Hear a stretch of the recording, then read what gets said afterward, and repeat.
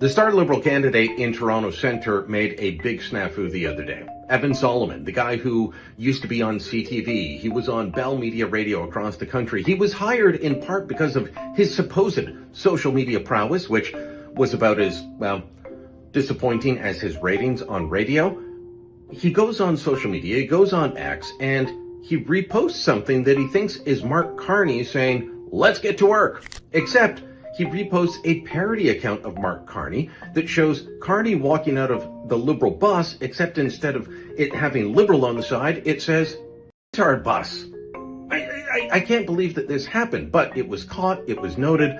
Solomon has since deleted it, but how bad do you have to be at social media when you're a supposed pro, when you're a supposed expert in this, to be caught with that kind of mistake? Not a good day, not a good first day for Solomon's campaign.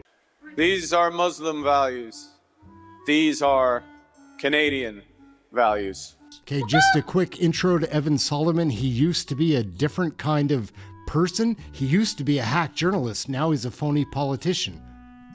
Is that your government, both the immigration minister and the prime minister, have politicized this issue. Is your party demonizing critics who fairly, they're not racist, they're just criticizing the immigration system and the border? Are you demonizing your critics to try to silence them? I'll tell you what we are doing. Oh, yeah. Gang, what's up? Aaron here, Canadian Looney. We've got Evan Solomon. He's now the Minister of AI. Imagine that. But he used to be a hack journalist. Now he's just a phony politician, lying to Canadians about what the real plan is for Mark Carney and his cabinet of corruption and conspiracy to destroy our way of being here in Canada. They're well on their way to doing it. Evan Solomon is a sellout to any group of people that he's ever been a part of. The Liberals will be on that list. This Shyster, Meister, whoever he is, doesn't care about Canadians. He's going to be exposed here on CTV Legacy Media. He's obnoxious and he's talking down to everybody. He doesn't understand the words that are coming out of his own face hole. Evan Solomon is a piece of shit. Let's take a look and a listen. The CTV reporter here, Mike, does a pretty good job. I'll give him that. Let's take a look. Evan Solomon is a traitor to Canadians and Jewish people, and he supports Hamas. Like, whatever. Do what you want, Evan Solomon. Stay off my screen. I'll do videos like this, reporting, showing people what a loser you really are. Hands up. Hey, that's something everyone can enjoy. Do they have the confidence of the House? And do the Liberals have confidence that they have those votes to pass the budget? Evan Solomon is Canada's Minister of Artificial Intelligence and Digital Innovation. Minister, thanks for being here. Welcome back to Power Play. It is good to be here. Given what has happened in the House in the last week, but also the votes on the amendment, how confident are you that you can pass this budget? We want to pass the budget because we think it's the right budget, and we think it's the right budget for the right moment to invest in Canada. Look, it was good to see that we've got support for this budget. It's good to see that even amongst conservatives, they recognize not only themselves but in their communities that this is a budget that's going to invest in their communities, going to invest in the country, going to invest in businesses, going to make this country grow. So look, we don't take anything for granted. This is an important budget, but it was absolutely good to see that we had that kind of support. But do you think you have full support? I mean, those were just the amendments. Look, we don't know. It was good to welcome Chris into our caucus. That was fantastic. I think he recognized that this is a budget that's investing in the country. Like, I'll give you an example. For him, in his riding, it's a rural riding, we got a $50 billion community investment fund. That's going to do a couple things. Build roads. It's going to build community centers. It's going to build rec centers. It's also going to put $5 billion in the hospitals. Look, he gets it. It's going to help build communities when they need it. My riding, his riding. So it was good to see that. I think people, like, more importantly, outside of the political intrigue, it matters. We want the budget to pass. But I think Canadians are looking at this and saying, it's a fair budget, it's the right budget for the right moment. But not everybody believes that. There's a number of economists, Desjardins notably, they had said, quote, a missed opportunity and was more of the same. Why wasn't this transformative as it had been hyped up to be? Well, I think it is transformative, and let me just walk through. Economists aren't saying that, Minister, with all due respect. I mean, there's lots of quotes that will say, wait, this is too much or too little, but what does it do? I actually have more quotes that say that it's not enough, but go ahead. Okay, so well, let's talk about it. I think we're making the biggest investment in a generation in our military. I think that's important, okay? I think we are making the biggest investment a federal government has made in affordable housing by standing up Build Canada Homes. This whole budget could be about making sure that there's affordable housing, that there's no GST on first-time home buyer. That's important. You could talk about the military. That's important. You could talk about the community fund. That's absolutely vital. You could talk about investments in tech. That's important. So I think whether you're an individual, a business, a community, or the country, the major projects that we're investing in, this is about investing will be what? $450 billion to unlock $1 trillion. That is sizable, that's effective, and that's real. But by the same token, BMO has said that many of the measures in this budget were already known, so it's unlikely that it will cause a sharp revision of their economic forecast. So if it didn't move the needle for BMO, why is it going to move the needle for Canadians? Well, first, why don't we look at things where the needle just moved? Like, I know, but they're saying that it's not enough. I mean, but let's look at reality. These are people who look at budgets for a living. Let's look at numbers. 67,000 jobs created in October. Yeah. That's a real number, right? Unemployment fell. That's a real number, right? Lowest debt to GDP ratio. That's a real number. AAA credit rating. That's a real number. Investing real money in the military. That's a real money. Making the school food program permanent for 500,000 kids. Those are real numbers. So I think the first thing is, there's a lot of real numbers, and you got to invest. Here's the other thing. Politics is about choices. We're investing in the country, historic levels of investment, as we just talked about. No cuts to daycare, really important. Dental care, health care, no cuts to the transfers. These are really important choices. Okay, so we are protecting, ring-fencing those services. It's really important. But we were told there'd be sacrifices, there'd be austerity, and I got another number for you, 1/3. Sure. In terms of the scale of savings, only about 1/3 of the cuts that we saw in the 1995 budget that was put forward by the Liberal government, which is being held as the standard as transformative. If there's only 1/3 of the cuts of what is being held as the standard, would you say the expectations were too high going into this? I think we've got to be fair. You're comparing apples and oranges. Totally different fiscal situation under Paul Martin. The debt to GDP, just a second, the debt to GDP ratio, but at the same totally time, different, different choices. But your Prime Minister went in this saying people will have to make sacrifices. Is 1/3 of the transformational budget that was in 1995, is that really sacrifices then? Well, first of all, we're talking about opportunities and investment here. I think we got to focus on the right thing. 1995 is a different world. But he's the one who set it up as sacrifices. It wasn't me. Those weren't my words. That was your Prime Minister. Let's talk about 2025. All right? One, remember, in 1995, there was cuts to transfers to the provinces. We're not doing that. I think that's really important because this is a moment where Canadians want to invest in the things they care about: healthcare, dental care, child care. Those things matter. Then you got to make life affordable. So you got to invest in affordable housing. You got to make sure that first-time home buyers have houses, and you got to make sure you can build fast, right? Yeah. You can buy affordably, and you can live forever. That's basically what we're trying to push with this Build Canada Homes. So that's really important. Look, it's a new world. We got to invest in our national defense and our security. We're doing that. We got to invest in our borders. That's why we got 1,000, CBSA officers and 1,000 new RCMP officers. Those are real investments. And so, but it's how you invest. And I think this is something that, again, is important. First of all, you got to get investment in. So, I do. And part of that's going to AI. And I want to actually circle in on your file here specifically. Your government has heralded as something that will help with a lot of cost savings.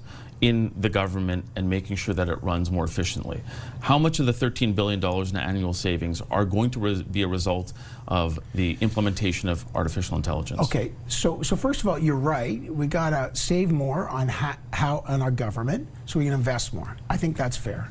And I think we got to get more productive. I think Canadians kind of want the government to serve them better in more efficiently because they want to see more affordability. And so we're absolutely, I was on the committee that went through the investments in to make sure that we're investing in our public service in ways to make it more efficient. AI will play a role. How? I just want to, because I think a lot of people look at it, and look, let's be honest, most people at home, they think of AI, they know what Siri is on their phone, but they want to know concretely how does that make government more efficient without possibly cutting jobs. Okay, look, AI is a job multiplier. Let me just hear some numbers because I know you love the numbers, Mike. Love the numbers. 800,000 people work in the digital sector, fastest growing job creating sector in the country, 150,000 jobs currently in AI. Now, we haven't even adopted AI a lot. We're trying to drive that.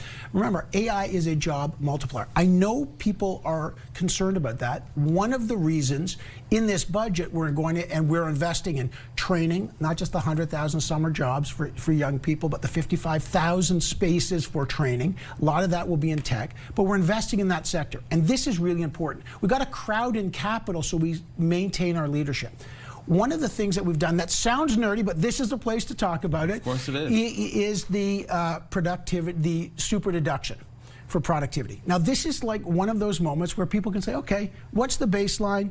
Given the current political realignment, which is the United States, our super deduction will allow us to bring our marginal tax rates, okay, down to 13.2% from 15.6%.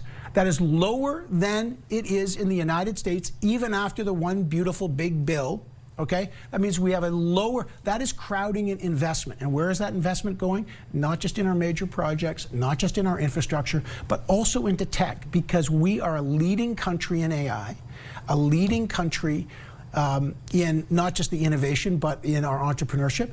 But we need to crowd in capital to build the digital infrastructure to make sure that we have these tools to serve Canadians. So how does the implementation then go into that $13 billion in annual cost savings? I will tell you, I am working closely with Joel Lightbound, my counterpart who's in charge of government transformation, to make sure that we modernize government service, to make it more productive and make it efficient so we can save more, so we can invest more. Like this budget is really important.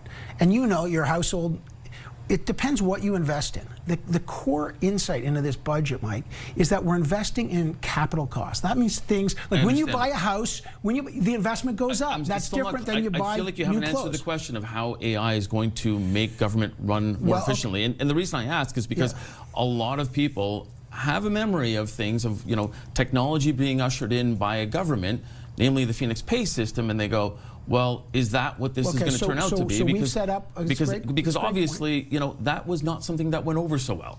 Right. So, look, it's a great question about how this is going to function. We're setting up a new Office of Government Transformation. I will be part of that under the authority of Joel Lightbound. And I think what you'll see is, first of all, we've struck some MOUs, we've signed some memorandums of understanding with Canadian companies. The first thing is we've got to use Canadian technology, we've got to build up our sovereignty, we've got to move from a kind of reliance on other countries to our resilience, using Canadian tech within government, and we will be buying that tech. And of course, the Office of Government Transformation is about utilizing to maximize efficiency. Now, you're asking me what the exact savings are going to come when. The office has just been announced in this budget. But you must have a rough idea if you've set out to do it this way. And an idea of saying, well, AI will save us money, you must have an idea how much you could save. Well, we know what the savings are based on the forecasts on our budget. And I think what you're going to see is AI will play a role in, it's not just the savings, which is going to play a role. Look, efficiency matters, but it's serving Canadians better. Like, I'll give you an example, wait times. Right? Wait times, whether you're for CRA, wait times in immigration. Those are the kind of ministries that are looking to use new tools to make sure that we're serving Canadians better. Like, this is an outcome first. We need to serve Canadians better. so they spend less time getting passports or less time So waiting is that for your CRA. measure of success? And the reason That's I say one that, of them. Of course, there will be KPIs. Or is it a number? Or is it a number in terms of savings to make sure that you are saving the public purse? So is it a service-based, or is it actual a dollar figure that you're looking for? They're both. There's going to be measurements how much of each? service. Well, every ministry. First, we've got to strike the office, and then again, Joel Lightbound's going to be and will be setting up the metrics. But absolutely, the metrics are going to be to serve Canadians better and to save money. Now, like you're asking about save money, in the budget, you've seen that we are going to balance operating budget by 2029. So, I mean, that's there. We're still going to invest in capital, things that grow, things that we get return on investment, job creators, job multipliers, and we will have our operating budget balanced by 2029. And that is one way to do it. And I appreciate that. I'll just circle back on this because you mentioned everybody's household, you have to budget, you have to have an idea of what you're going to do going into this. Well, if I'm making a budget and I'm going to bring in something new into my household that's saying that it's actually going to save me money down the road, I have either a dollar figure that I want to save or something else. Usually it's a dollar figure. So that's why I'm asking you specifically, how much money do we think that AI can save this government? Right. So, and I'm going to answer you again, it's going to be part of the solution to balance our operating budget. But I just... So there's no dollar figure yet? Well, there's going to be metrics when the office is stood up on that. But I just think... How soon until that office is stood up, though? Well, again, that's Joel Lightbound is the one in charge of that, so I don't have the exact date. I just don't want to give you information that... I understand, but let me just give you the bigger... months, a year, what are we thinking? Let me give you the bigger picture here about AI, because I think it merits a bit of a broader moment, which is the government's got to also use the tools internally. We are going to also be making sure that we have easier to procure, so the government can procure from the private sector. That actually drives business. We've got a crowd in capital, but the point is that we need to build the economy of the future by making sure that we're investing in the tools of the future. AI is one of those tools, but we need the infrastructure, we need the sovereignty, and then the other last thing for my file, and it's really important, is the trust. Again, I've said that before the end of the year, barring the parliamentary calendar, I will be putting forward some legislation on privacy and data, because you can't really build the economy of the future unless people trust it. Their privacy safe and their data safe. That's absolutely core. But the budget is about building the foundation. This is the roadmap where we're going to go, but we got to lay the first bricks, and that is trust. Okay, I got to leave it on that. Thanks. Minister of AI, Digital Innovation, also the Minister of Federal Economic Development for Southern Ontario, Evan Solomon. Thanks for being with us. Awesome to see you. Oh, yeah. We're going to wrap it up right there, gang. Aaron, Canadian Looney, like, share, subscribe, get notified. We work really hard on Canadian federal politics, trying to get the word out to the people that don't really get what is going on. To my regular viewers, I do know that you know what's going on. It's a tough battle. We are trying to include more liberal voters, because if they see the politics as it happens in the trenches, on legacy media, in the House of Commons, the committee meetings, the scrums, all of these things, they will quickly catch on to the fact that they're being lied to by duplicitous members of Parliament.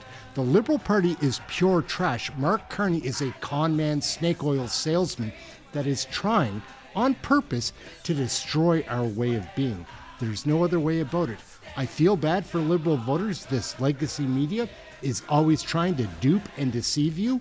I caught on a couple of years ago and have been paying very close attention since. It's a tough battle. Like, again, they have CBC, CPOC, CTV, global media, all the radio stations, many of the newspapers spreading liberal bullshit. Their agenda is to destroy your way of being, your children's future, your grandchildren's future, your present. It's ridiculous. That's it. We're going to wrap up right there. Aaron, Canadian Looney, like, share, subscribe. Thank you for watching this video. The legacy media needs to be filtered all the time. Take it with a grain of salt, even from this channel. Make up your own mind. You're a smart Canadian. Pay attention. You'll find out who's lying straight to your face, and you'll sense that these liberals are the ones doing it. Ciao for now. Thank you for watching this video. Watch one of the other ones floating around here. Aaron, Canadian Looney, like, share, subscribe. Come and join us for one of the live shows. They're a great time. We've got an amazing chat room. Come and verify that for yourself. Till the next one, thank you for watching this one. We're out for now. We're done.